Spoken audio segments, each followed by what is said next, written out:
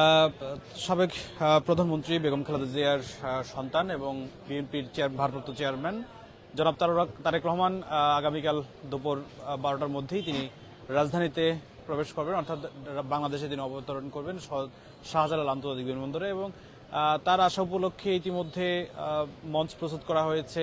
দলীয় কার্যালয়ের সামনে মানুষের উপস্থিতি দলীয় নেতাকর্মীদের উপস্থিতি বেড়েছে। পাশাপাশি চেয়ারপারসনের যে কার্যালয়, রাজনৈতিক কার্যালয়, সেই কার্যালয় কিন্তু নেতাকর্মীদের দূর দূরান্ত থেকে নেতাকর্মীরা কিন্তু আসা শুরু করেছেন। তবে এই মুহূর্তে যেই তথ্যটি জানাবো যে জনাব তারেক রহমানের এসএসএফ এর সিকিউরিটি তিনি পাবেন কিনা, নিরাপত্তা পাবেন কিনা, এই বিষয়টি নিয়ে কিন্তু অনেকেই জানতে চেয়েছেন। তবে গতকাল কিন্তু এই বিষয়ে বিএনপির পক্ষ থেকে স্পষ্ট জানানো হয়েছে। তো আপাতত তাকে আসলে এই ধরনের নিরাপত্তার দেওয়ার কোনো সুযোগ নেই। তবে সাবেক প্রধানমন্ত্রী বেগম খালেদা জিয়াকে যেই এসএসএফ এর অর্থাৎ স্পেশাল সিকিউরিটি ফোর্সের মাধ্যমে যে নিরাপত্তা দেওয়া হচ্ছে, সেই নিরাপত্তা কিন্তু আসলে তারেক রহমানকে দেওয়ার সুযোগ থাকছে না। ফলে স্বাভাবিকভাবে যে আইন শৃঙ্খলা রক্ষাকারী বাহিনীর যে নিরাপত্তা ব্যবস্থা রয়েছে, সেই ব্যবস্থা কিন্তু থাকছে। আগামীকালের জন্য প্রায় 2000 পুলিশ সদস্যর পাশাপাশি অন্যান্য সংস্থার লোকজনও কিন্তু তাকে নিরাপত্তা দেওয়ার জন্য প্রস্তুত করা হয়েছে। আজকে থেকেই নেতাকর্মীরা ঢাকায় প্রবেশ শুরু করেছেন। যে চেয়ারপারসনের যে কার্যালয় গুলশান 2 এবং সেই গুলশান 2 আমি রয়েছে, এখানে অনেক নেতাকর্মী কিন্তু উপস্থিত হয়েছে, আপনারা লক্ষ্য করছেন। আমরা একটু নেতাকর্মীর সাথে কথা বলি। আপনারা কোথা থেকে আসছেন যদি বলতেন? জি ধন্যবাদ। আমরা কক্সবাজার থেকে এসেছি। প্রোগ্রাম তো আগামীকাল, এত আগে আসার কারণ কি? রাস্তাঘাট জাম হয়ে যাবে। আমাদের প্রিয় নেতা আসতেছেন 18 বছর পরে।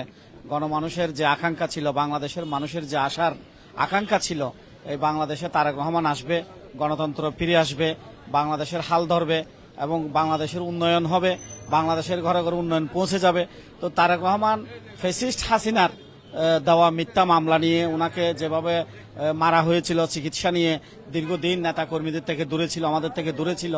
তো উনি আসাতে বাংলাদেশের মানুষের মধ্যে একটা খুশির আমেজ কাজ করছে। সাথে সাথে আমরা যারা দলীয় নেতা কর্মী আছি, আমাদের মধ্যে তো এর চেয়ে আনন্দের কোনো বিষয় আর হতে পারে না। এটা বাংলাদেশের স্মরণ প্রত্যাবর্তন হিসাবে শুধু বাংলাদেশে নয়, এটা পৃথিবীর ইতিহাসেও একটা শ্রেষ্ঠ প্রত্যাবর্তন হিসাবে আমরা মনে করি ইতিহাস হয়ে থাকবে। সেই ইতিহাসের সাক্ষী হওয়ার জন্য আমরা কক্সবাজার থেকে এখানে এসেছি এবং বাংলাদেশে আমাদের নেতা আগামীকাল আসবেন। আশা করি বাংলাদেশের যে অচল বাংলাদেশ ছিল, সেটি সচল হবেন। আগামীতে ধানের শীষের বিজয় হয়ে আমাদের নেতা তারেক রহমান প্রধানমন্ত্রী হয়ে এই বাংলাদেশের মানুষের আশার আকাঙ্ক্ষা হয়ে বাংলাদেশের স্বপ্ন পূরণ হবে ইনশাল্লাহ। আপনি কোথা থেকে আসছেন? জামালপুর থেকে, জামালপুর মেলান্দো মাদারগঞ্জ, মেলান্দো উপজেলা থেকে। আপনাদের এই অঞ্চল থেকে কত হাজার লোক মানুষ ঢাকায় আসবেন? আমাদের অঞ্চল থেকে আমরা আশা করছি প্রায় 1 লক্ষর কাছাকাছি লোকজন আমাদের বৃহত্তর জামালপুর জেলা থেকে ইনশাল্লাহ এই ঢাকায় অবস্থান করবে ইনশাল্লাহ। আপনার কাছে একটু জানবো যে আগামী দিনের প্রধানমন্ত্রী হতে আপনাদের প্রত্যাশা যে তারেক রহমান দেশের প্রধানমন্ত্রী হন। প্রশ্ন হচ্ছে আগামীতে আসলে সরকার গঠন করতে পারবে কিনা বিএনপি?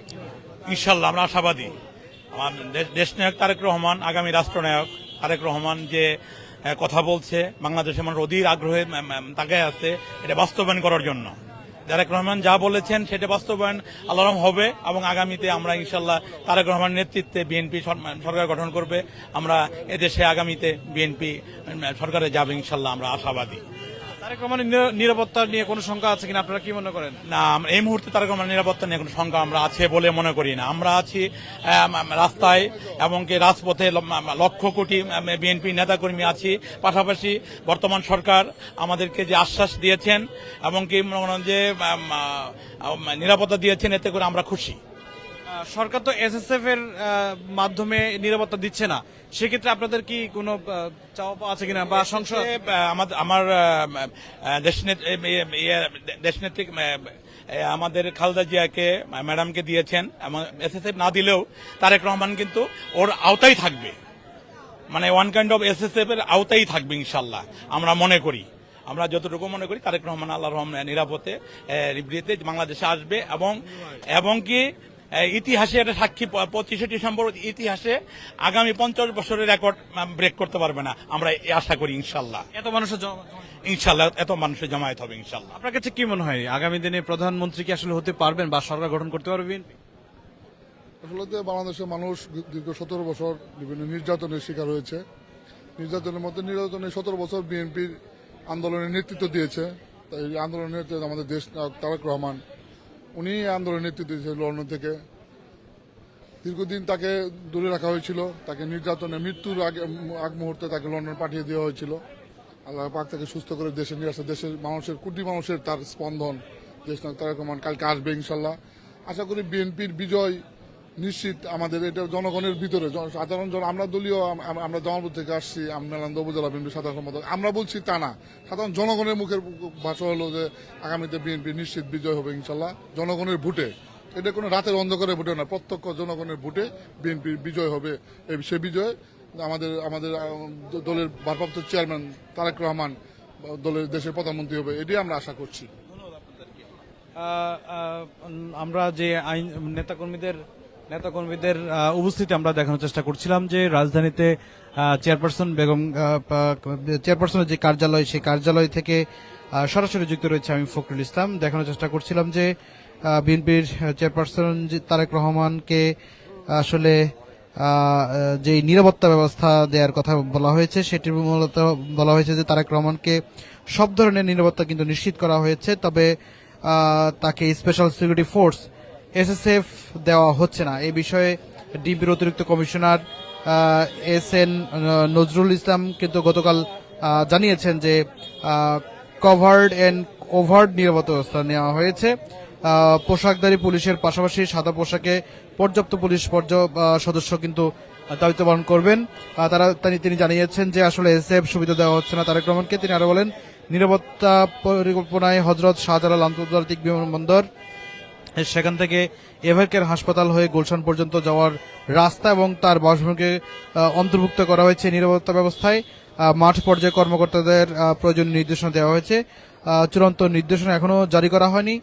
তিনি বলেছেন যে আসলে কভার্ড এন্ড ওভার্ড নিরাপত্তা ব্যবস্থায় মূলত ব্যাখ্যায় তিনি বলেন, এটি হলো প্রকাশ্য গোপনে নিরাপত্তা দেওয়ার বিষয়। প্রকাশ্যে পোশাকধারী এবং গোপনে মূলত গোয়েন্দা নিরাপত্তা নিশ্চিত থাকবে।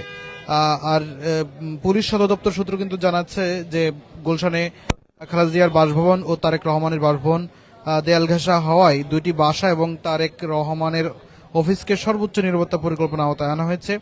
বাসা ও অফিসের মাঝখানে দূরত্ব চলাচলের পথকে অতি গুরুত্বপূর্ণ বলে বিবেচনা করা হচ্ছে। গতকাল রাত থেকেই পুলিশের বিশেষ নজরদারি শুরু হওয়ার কথা বলা হয়েছে।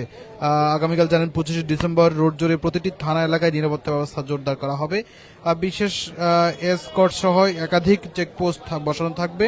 সাধারণত গুলশান, বনানী, বাড়িধারা এলাকায় 9টি চেকপোস্ট চালু থাকে। সেখানে সার্বক্ষণিকভাবে 150 জনের বেশি পুলিশ সদস্য দায়িত্ব পালন করেন। তারেক রহমানের আগমন উপলক্ষে চেকপোস্টের সংখ্যা বাড়ানো হয়েছে। নিরাপত্তা বাড়ানো হয়েছে তার বাসভবন আশেপাশেও। গুলশান বিভাগের উপ কমিশনার রনক আলম কিন্তু জানিয়েছেন যে পুলিশের বিভিন্ন ইউনিট সমন্বিতভাবে নিরাপত্তা নিয়ে কাজ করছে, তবে এখনো চূড়ান্ত নির্দেশনা তারা কিন্তু পায়নি। তারা বলছেন যে আসলে নির্দেশনা পেলেই সর্বোচ্চ নিরাপত্তা ব্যবস্থা তারা কিন্তু জোরদার করবেন। তার মানে যে এসএসএফ এর যে নিরাপত্তা ব্যবস্থা সেটি কিন্তু শুধু কেবল বেগম খালেদা জিয়া পাচ্ছেন, তবে তারেক রহমান তিনি কিন্তু আর আসলে এই সুবিধা কিন্তু পাচ্ছেন না। তবে তার জন্য এসএসএফ এর বাইরে আইন শৃঙ্খলা রক্ষাকারী বাহিনী যে 2000 সদস্য তাকে ঘিরে তার বাসভবন, এভারকেয়ার হসপিটাল সহ যে সকল সড়কগুলো দিয়ে তিনি মূলত যাতায়াত করবেন, সেই সড়কগুলোতে সর্বোচ্চ নিরাপত্তা ব্যবস্থা জোরদার করার কথা বলা হয়েছে আইন শৃঙ্খলা রক্ষাকারী বাহিনীর পক্ষ থেকে।